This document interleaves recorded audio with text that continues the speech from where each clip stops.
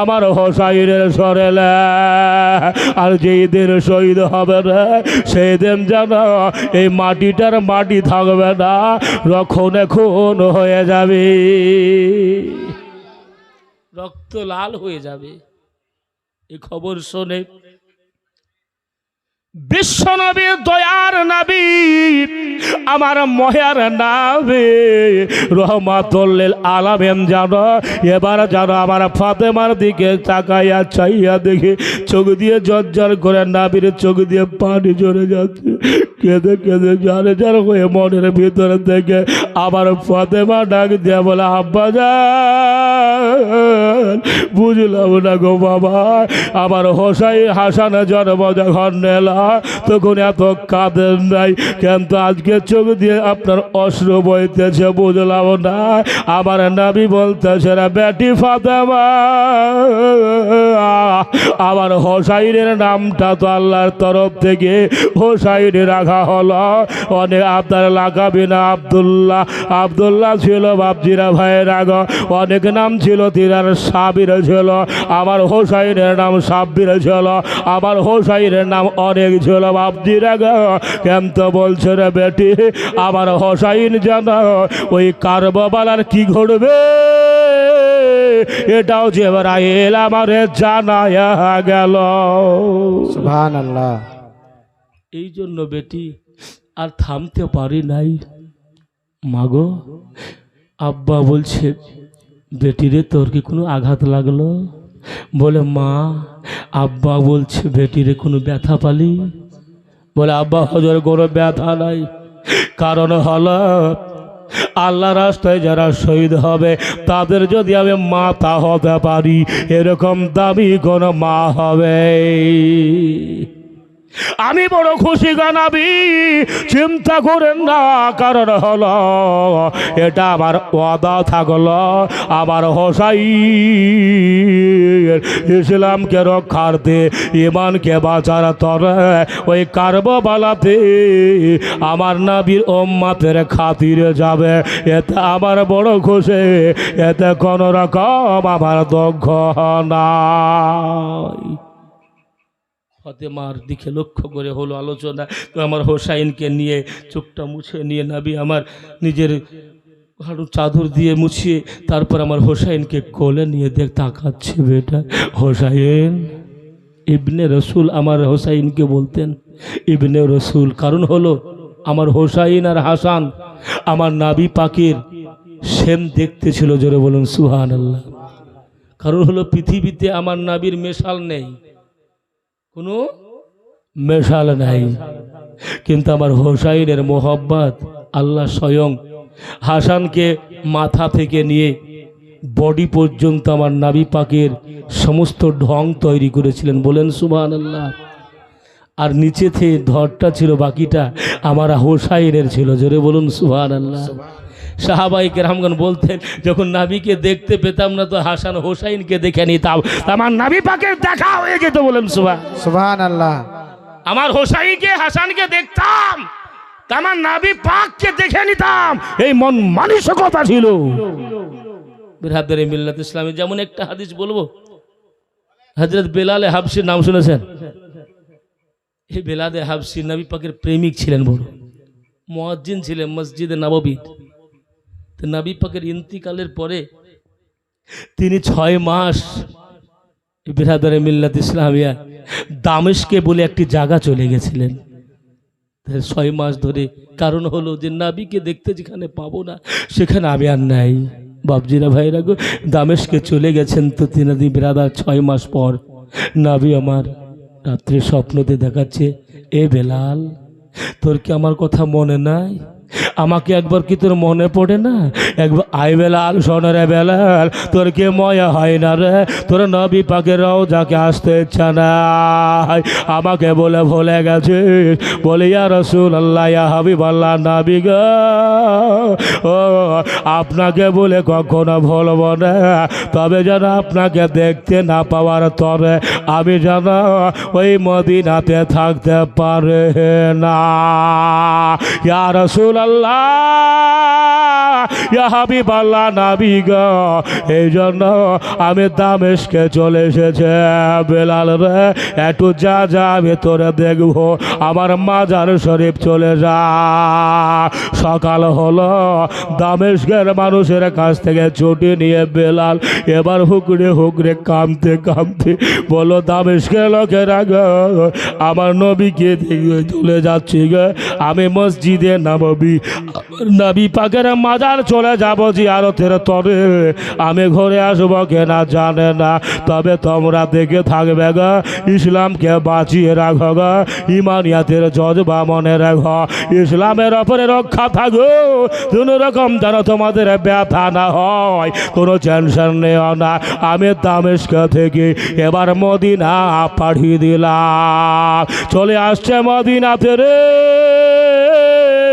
বেলাল হাবশি আমার রাদিয়াল্লাহু তাআলা আনহু আসার পরে আমার নবী পাকের জালি মুবারক ধরে হুকরে হুকরে কান্না করতেছে, ইয়া রাসূলুল্লাহ ইয়া হাবিবাল্লাহ নবী গো, আপনাকে না দেখলে আমি বেলাল সেকেন্ডও থাকতে পারে না, আমি কেমন করে কোথায় যাব, তবে আপনাকে দেখেছি সর্বদাই স্বপ্নের মাধ্যমে, কিন্তু নবী গো আপনি ডেকেছেন বলে এসেছে, এ কথা বলছে এমন সমাতে সলমান ফার্সি একজন সাহাবী রাসূল বাবা দেখে নিয়েছে, বেলাল রে বহুদিন পর তোরে দেখা, আমার নবীর ইন্তিকালের পর তোদের দেখা হয়নি রে বেলাল, আজ বল কেমন আছিস, বলে আমার নবী বিনে আমার ভালো লাগে না, হায় না বেজে ইন্তিকালে কামদা লিসা কোলে রে আমার, জোরে বলবেন না, সুবহানাল্লাহ।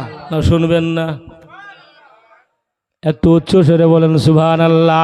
হাই না বেজের ইন্তিকালে কামদা লিসা কোলে রে আমার, নবীর ইন্তেকালে হাই না বেজের ইন্তিকালে কামদা লিসা কোলে রে আমার, নবীর ইন্তেকালে সাহাবারা কেন্দে কেন্দে জানাই নবীর কাছে রে আমার, জানাই নবীর কাছে কোথায় ছেড়ে গেলেন গো নবী, কোথায় ছেড়ে গেলেন গো নবী, এ দুনিয়ার ময়ার জাল রে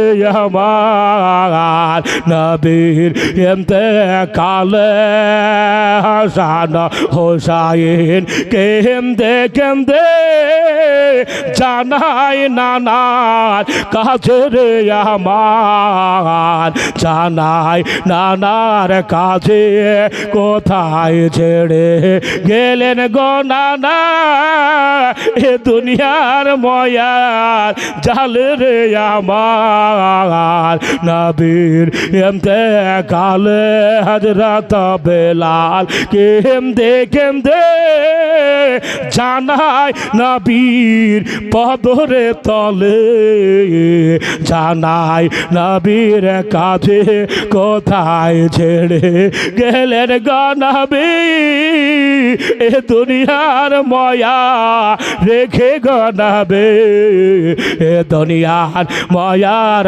রেখে মা ফাতেমা কেন্দে কেন্দে কাপড় ভিজায় চোখেরই জলে, তার বাবার ইন্তেকালে হয় না বেজের ইন্তিকালে কামদা লিসা কোলে রে আমার, নবীর ইন্তেকালে, জোরে বলবেন না একবার। বাবজিরা ভাইরা বলতেছিলাম এটাই, আমার দামেস্কে থেকে বেলাল হাবশি এসে এবার যেন সালমান ফার্সি বলছে একটু চলো না, তোমার বহুদিন থেকে আজান সরেনি গো বেলাল, একটু চলো না নবী মসজিদে নববীতে একটু আজানটা দাও।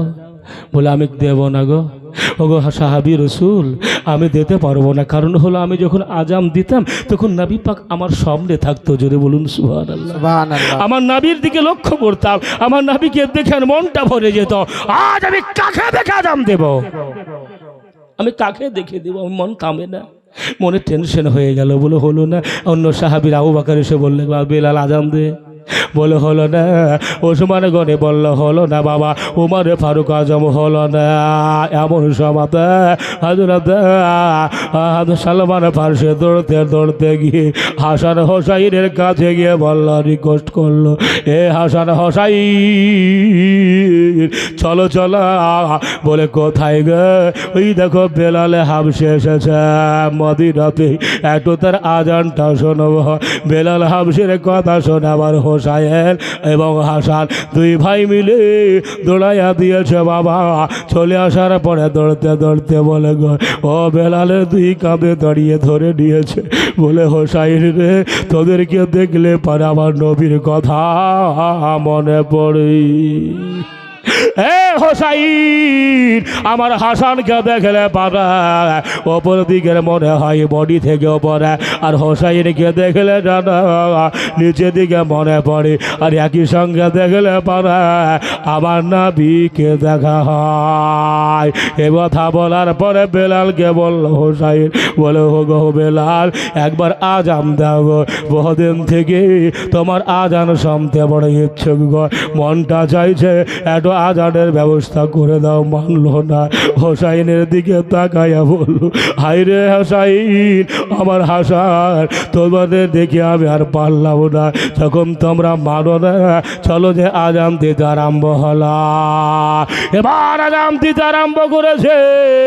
আল্লাহু আকবার বলে আরম্ভ করতে করতে বাবা আমার নবী পাকের নাম আশহাদু আন্না মুহাম্মাদুর রাসূলুল্লাহ যেমন এসেছে বাবা, সঙ্গে সঙ্গে বেলাল জমিনের মধ্যে বেহুশ হয়ে পড়লাম।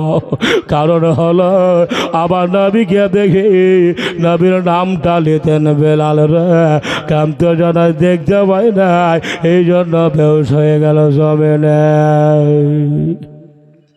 বলা হয়েছে যে মা ও বিরাদার বেলাল হাবশি সেই দিন ইন্তিকাল হয়ে গেছিলেন। ইন্না লিল্লাহি ওয়া ইন্না ইলাইহি রাজিউন। বাপজিরা ভাইরা গো, তো বিরাদারে মিল্লাতে বলার উদ্দেশ্য হলো এটাই যে বেলালে হাবশি আমার হাসান হোসাইনকে যখন দেখতেন আমার নবীর কথা মনে পড়ে থাকতো। বলেন সুবহানাল্লাহ। এই ইমামে হাসান হোসাইন নবী পাকের এত প্রেমিক ছিলেন, এই জন্য তো নবী বলেছে যে আল্লাহ রব্বুল আলামিনের কাছে এটা দোয়া করেছে, আল্লাহ গো আমার হাসান হোসাইনকে আমি বড় ভালোবাসি, আল্লাহ তুমি ওকে তাকে তাদেরকে ভালোবাসো। আল্লাহ যারা আমার উম্মতেরা যে হাসান হোসাইনকে ভালোবাসবে, আল্লাহ তাদের ভালোবাসাকে রব্বুল আলামিন তুমি গ্রহণ করে নিন। ব্রাদার এটা বলেছিলেন আল্লাহর কাছে। বাপজিরা ভাইরা গো, এটা নবী পাক এই জন্য বলেছি আমার হাসান হোসাইন মিন্নি, আমার থেকে, আর হাসান হোসাইন হলাম আমি, হলাম আমার হাসান হোসাইন থেকে। বাপজিরা ভাইরা এটা হাদিসের কথা। তো নবী আমার বিশ্ব নবী ইমামে হোসাইনের কথা বলছিলাম বাচপন অবস্থায় নবী পাক সঙ্গে সঙ্গে নিয়ে নবী আমার সঙ্গে সঙ্গে আপনার সঙ্গে সঙ্গে এই যে হলকমের জায়গাতে চুম্বন দিতে আরম্ভ করেছেন। বলেন সুবহানাল্লাহ। সুবহানাল্লাহ। গলাতে চুম্বন আরম্ভ করেছে। ফাতেমা তো জোহরা চট করে বলতেছেন, ইয়া রাসূলুল্লাহ, ইয়া হাবিবাল্লাহ, নবী গো, সন্তানদেরকে যখন কোনো বাবা নেয় কিংবা নানা নেয় তখন সন্তানদের মুখে চুম্বন দেয়, নাকে আপনার গালে চুম্বন দেয়, কিংবা পিসানি মুবারকে চুম্বন দেয়, কিংবা লাভ মুবারকে চুম্বন দেয়, মস্তকে মাথার দিকে চুম্বন দেয়। ইয়া রাসূলুল্লাহ, আপনি গলাতে চুম্বন দিচ্ছেন, বুঝতে পারলাম না। নবী আমার ডাক দিয়ে বলছে, ফাতেমা শোনো, আমার আলী আমি হাসাইনকে এই গলাখানে চুম্বনের কারণ হলো কাল কিয়ামতের ময়দানে তা দুনিয়ার ভোগে কারবালার সরজমিনের আমার হোসাইনের এই গলাতে যেন হলকম দিয়ে যারা ওই এজিদের লোক যেন তালোয়ারটা না চলা। আমার জায়গাতে যেখানে নাবি চুম্বন দেবে সে জায়গাতে তার হলকমে জানো আবার চুম্বন যেখানে দেব না আমি নাবি দেব যেই জায়গাতে সেই জায়গায় তালবার চলবে না রে ফাতেমা। এই জন্য আমার হোসাইন কারবালার সরজমিনে যখন শহীদ হয়ে যাবেন তখন সেজদার অবস্থায় থাকবে রে বেটি, তার যেন গর্দানে তালবার চালিয়ে সীমার আমার হোসাইনকে শহীদ করবে। এ বেরাদারে মিল্লাত ইসলামিয়া, ইমামে হোসাইনের বাপরা বিশ্ব নবী, দয়ার নবী রহমাতুল লিল আলামিন, তার পূর্বে ইমাম হোসাইনের বাঁচপার অবস্থায় শহীদের বার্তা বলেছিলেন। বলেন সুবহানাল্লাহ। সুবহানাল্লাহ। এই জন্য ইমাম হোসাইনকে বড় ভালোবাসতেন। কতটা ভালোবাসতেন একটু হাদিস আপনাদেরকে জানাই। আমার হোসাইনের মহব্বতকারী এই বেরাদার একবার জোরে বলবেন না সুবহানাল্লাহ। সুবহানাল্লাহ। বেরাদার হোসাইন রাদিয়াল্লাহু তাআলা আনহু যখন বাঁচপান অবস্থায় ছিলেন, হাদিসে রসুল বুখারী শরীফের হাদিস, নবী আমার মসজিদে নববীতে নামাজের অবস্থায় ছিলেন, নামাজের হালাতে, অর্থাৎ শুধু নামাজ নয় সিজদার হালাতে ছিলেন। ওই সময় ইমামে হোসাইন বাঁচপন অবস্থায় একটু হাঁটতে হাঁটতে গিয়ে আমার বিশ্ব নবীর আপনার পৃষ্ঠ মুবারকে সওয়ার হয়ে গেছে। জোরে বলুন সুবহানাল্লাহ। সুবহানাল্লাহ। পৃষ্ঠ মুবারকে সওয়ার হয়ে গেছে। আর নবী পাকের সুন্নতি চুল ছিল, লম্বা চুল, সেটাকে লাগাম বানিয়ে নিয়েছে। জোরে বলুন সুবহানাল্লাহ। সুবহানাল্লাহ। নবী আমার সিজদাটাকে লম্বা করতে আরম্ভ করেছে। কারণ হলো যদি আমি এই সময় সিজদা থেকে মস্তকটা তুলে নিই তা আমার হোসাইন জমিনে পড়ে যাবে, আর হোসাইন জমিনে পড়ে গেলে পরে আঘাত পাবে, আর আঘাত যদি হয়ে যায় আমার হোসাইন বড় ব্যথার কারণে যন্ত্রণা পেয়ে যাবে, আমার আল্লাহ তার যন্ত্রণা সহ্য করবে না। এই জন্য বিশ্ব নবী, দয়ার নবী, আমার ময়ার নবী রহমাতুল লিল আলামিন এই ব্রাদার সিজদাকে লম্বা আরম্ভ করেছেন। তো ফাতেমাতু জোহরা রাদিয়াল্লাহু তাআলা আনহা ব্রাদার এক পা দুপা করে ঢুরতে আরম্ভ করেছে। কোথায় গেল আমার বেটা হোসাইন, কোথায় গেল? পর্দার আড়াল থেকে মসজিদে নববীর দিকে লক্ষ্য করছেন। তো নবী আমার নামাজের অবস্থায় আমার হোসাইন তার পৃষ্ঠতে সওয়ার হয়ে আছে। ফাতেমার মন খারাপ হয়ে গেল, বড় টেনশনে পড়ে গেল। আল্লাহ গো, আমার বিশ্ব নবীর বড় বেয়াদবি করলো বাচ্চা ছেলে, আমি এবার কেমন করে নবীর কাছে মুখ দেখাবো? এই জন্য যেতে পারলেন না, বাড়ি ঘরে আসলেন বাবা। ঘরে এসে আমার ফাতেমা জানু চুকরে হুকরে কামছে গো, আল্লাহর কাছে দোয়া করে রব্বুল আলামিন আমার হোসাইন, আল্লাহ আমার হোসাইনকে তুমি ক্ষমা করো, আমার নবী যেন যন্ত্রণা যদি পেয়ে যায় গো আল্লাহ, কাল কিয়ামতের মাটিতে আমি ফাতেমা জবাবদাহি করতে হবে।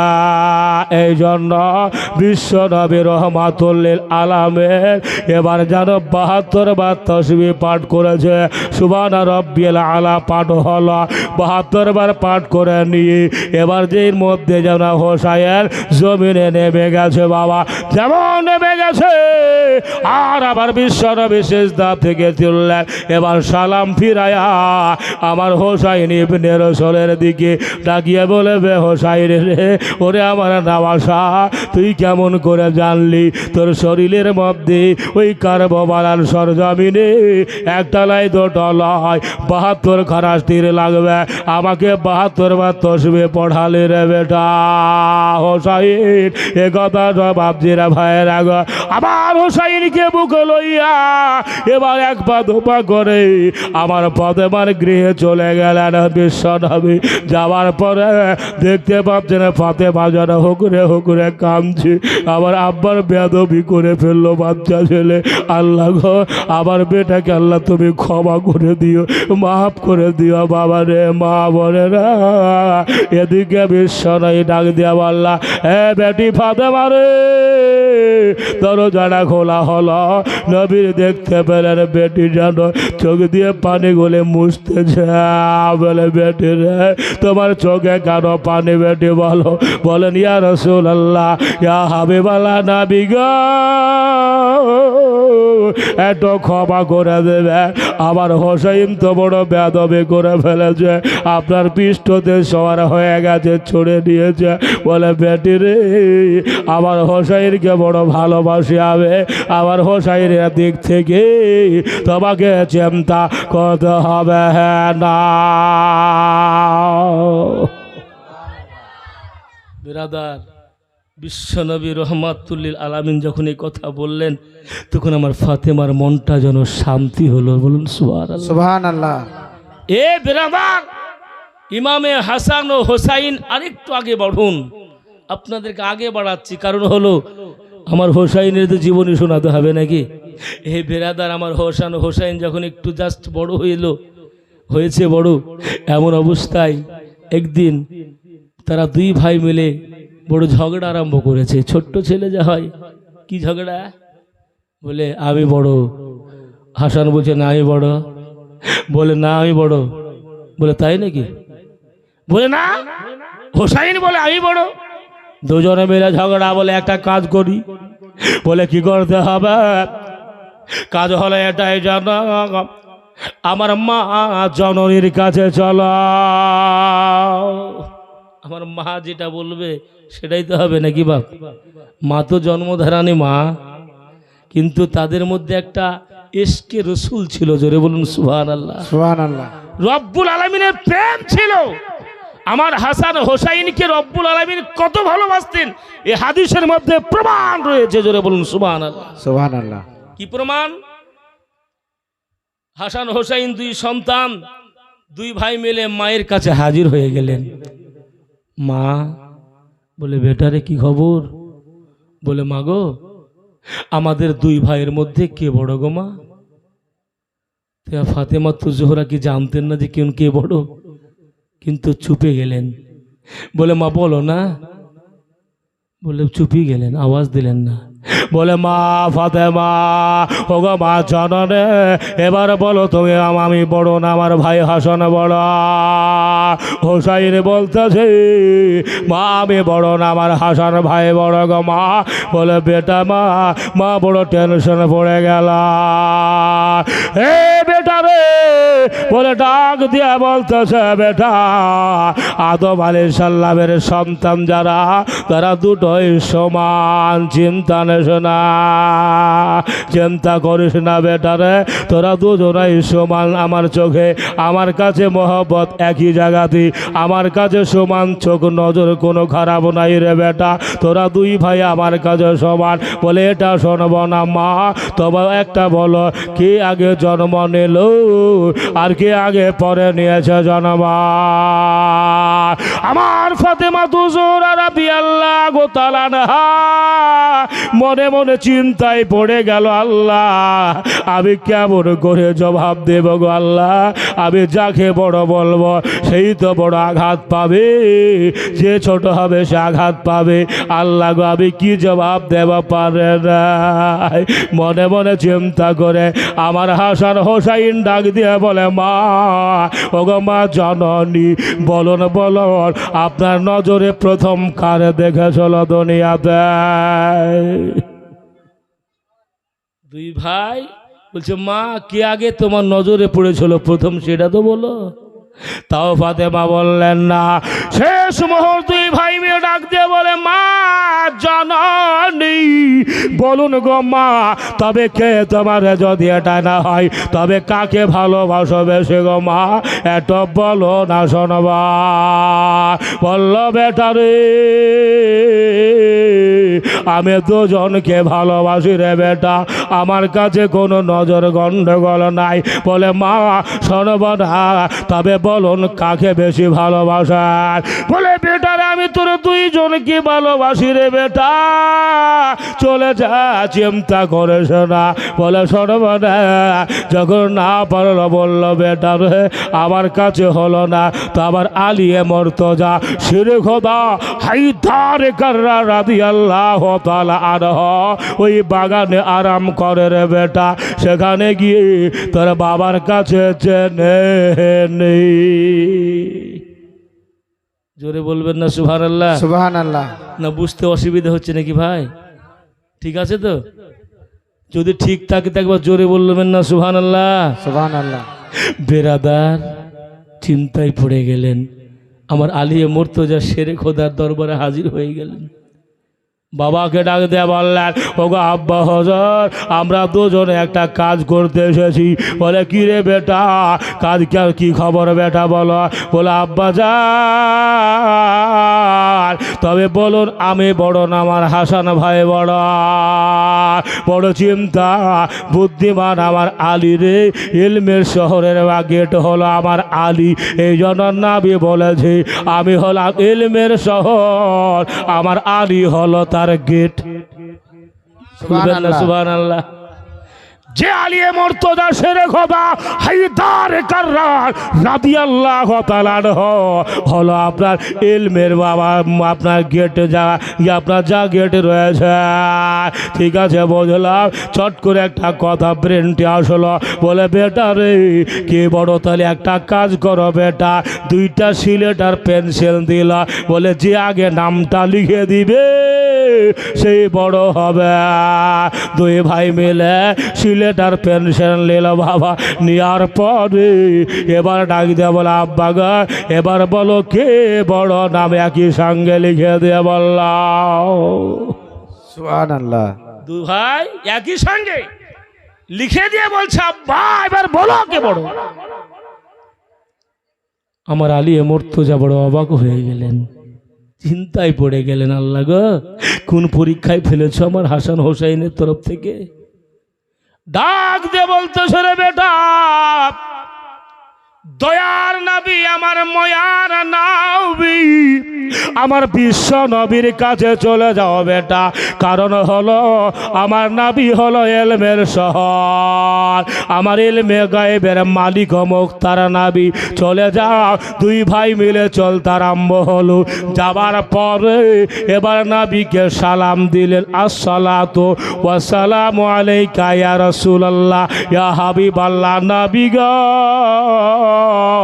একটা কথা নিয়ে এসেছি। বলে ভাই এ আমার নামাসার দলেরা, বল রে ভাই খবর কি, কি খবর নিয়ে এসেছ বলা? বললেন ইয়া রাসূলুল্লাহ ইয়া হাবিবাল্লাহ নবী গো এই আমরা দুই ভাই আমরা। বলে হ্যাঁ। বলে হাসান বড় না হোসাইন বড়, একটু জানতে এসেছে। আমার নবী আওয়াজ বন্ধ করে দাঁড়িয়ে থাকলেন। কিছু করার পরে মহান আল্লাহ বলে জিবরাইল আমার নবীর কাছে আপনার জান্নাতি একটা ফল, দুটো ফল নিয়ে যা। বেদানা বলি আমরা নাকি, যার মধ্যে দানা ভরা, এই বেদানা নিয়ে যারে জিবরাইল আমার নবীর হাতে দে। তারা দুই ভাই মিলে দুই বেদানা ভাঙবে রে, যার দানা বেশি হবে সেই বড় হবে আল্লাহর কাছে, যার সমান যদি হয় আমার আল্লাহর কাছে সমান হবে। সুবহানাল্লাহ। সুবহানাল্লাহ। এ বেরাদার, এবার যেন হাসান হোসাইনের কাছে আমার নবী পাক সাহেবে লাউলাক বিশ্ব নবী দয়ার নবী ময়ার নবী রহমাতুল্লিল আলামিনের কাছে জিবরাইল দুটো ফল নিয়ে আসলেন। এসে দিলেন, ইয়া রাসূলুল্লাহ এদের দুজনকে ভাঙতে বলুন, তারা যাদের দানা বেশি হবে সে জানবে বড়, আর যার কম হবে সে জানবে ছোট। ঠিক আছে, খুব সুন্দর প্রশ্ন উত্তর, অসুবিধা নাই। আমার বেশনায় বললাম ইবনে রাসূলুল্লাহ রে এই দা ব্যাগ দুটো বেদানা দেখতে পাচ্ছিস বলে হা দেখতে তো পেয়ে গেছে গনাবি বলে দুজনে মিলে ভেঙে নে ভাঙা হলো ভাঙার পরে পরে জানো বাপজিরা ভাইয়েরা গো আমার মা বোনেরা এবার জানো ভাঙতে বললো ওই ইবনে রসল শোন রে বাবা তোরা শোন রে যার দানা বেশি হবে সে বড় হবে দুই ভাই মিলে মহব্বতে ভাঙতে আরম্ভ করেছে দানাগুলি গমতে আরম্ভ করে দিয়েছে বাবা গমতে গমতে আল্লাহ মহান রব্বুল আলামিন তাদেরকে আল্লাহ কত বড় বড় ভালোবাসা হোসেন হোসাইনের দিকে লক্ষ্য করে মহান রব্বুল আলামিন যেন তাদের দুই দানার সমান দুজন মিলে একই সমান দানা বলেন সুবহানাল্লাহ সুবহানাল্লাহ। কারণ হলো আমার আল্লাহর কাছে আমার হাসান হোসাইন সমান সুবহানাল্লাহ। এত ভালোবাসতে ব্রাদারে মিল্লাত ইসলামিয়া তার ভালোবাসা আজ মুসলমান আমাদের কর্তব্য ভালোবাসা তাদের চরিত্র ব্যবহার দিকে লক্ষ্য করা তার মতে তাদের পথে চলা মুসলমান বাপজিরা ভাইয়েরা মা বোনেরা গো এ হলো আমার হাসান হোসাইনের মোহাব্বত মহান আল্লাহ এত ভালোবাসলেন যার ভালোবাসার খাতিরে আল্লাহ রব্বুল আলামিন আমার বিশ্ব নবীর হাত দিয়ে অনেক বার্তা প্রমাণ করেছে। আর একটা হাদিস শোনাবো শুনবেন ইমাম হোসেন হোসাইনের ঈদের বাজার আপনাদের বাচ্চাদেরকে জামা নতুন দেন কি দেন না দেন তো কিন্তু যদি না দেন তো মন খারাপ হবে কি হবে না বলে আব্বা লাগবে বলে আমি বোম্বাই আছি বেটারে পারবো না বলে আব্বা ওখানে টাকা পাঠাও এখন বর্তমান জামানায় ডিজিটাল চিন্তা নাই ব্যাংক আর ব্যাংকে যদি না হয় আপনার ফোন পে গুগল পে বিভিন্ন পে কত পে নেবেন শেষ নাই পেয়ের ওই জামানাতে আমার আলিয়া মর্তদাকে বড় আঘাত দিয়েছে ইহুদিরা বাপজিরা এমনকি একবার খেলে দ্বিতীয়বার খাবার কেন 7 দিন পেটে পাথর বেঁধে থাকতেন একটু আঘাতের কথা কত যন্ত্রণা বইতে রে এমন অবস্থা বাপজিরা ভাইরা গা বাপজিরা আমার বিশ্ব নবের হাত আমার হাসান হোসায় এই জন্য কবি বলে শুনবেন নাকি গজাল দুঃখের মরম দুঃখী জানে গো সখী জানে না সুবহানাল্লাহ। দোকেলা কাপ সখী হলে দুঃখ ভুলে যাবে না ও গো সখী জানে না গরিব মানুষ যদি হঠাৎ করে বড় লোক হয় তো ভুলে যাবে বাপ পেছনের কথা মনে থাকবে না কিছু অনেক মানুষ আছে ভুলে যায় যখন ছিলাম তখন ছিলাম এখন তখন কারোর প্রতি হয়ে গেছে টেনশন নাই এদিকে খরচ ওদিকে খরচ না যায় যে খরচ হালালে খরচ এ বেরাদার মদের আড্ডা বিভিন্ন রকম বাত্রা সাবধান মুসলমান দরদিরা গো তারা বহু কষ্ট করেছে তাদের কষ্টগুলি নিজেকে লক্ষ্য করুন তবে তো জীবনী নাকি বা জীবনী শুনলাম আর সব পকেটে এখানে রেখে দিয়ে চলে গেলাম কাজ হবে একটা কথা মনে পড়লো শুনবেন একজন দাদু আর পোতা দুজনে ওয়াজ শুনতে হয়েছে বুঝতে পারলেন তো ওয়াজ শোনা হয়েছে শুনতে হয়েছে সন্ধ্যাবেলায় জালসা তো আসার পথে একটা নদী ছিল যেমন আপনাদের এই মরা নদী নাই পানি এখন খুব অল্প অনেক সময় চৈত্র মাসে ছিলই না পানি অল্পই ছিল মনে হয় এখন হালকা পানি হয়ে গেছে কিছু এরকম বাবা খালি নদী ছিল সে চলে এসেছে জালসায়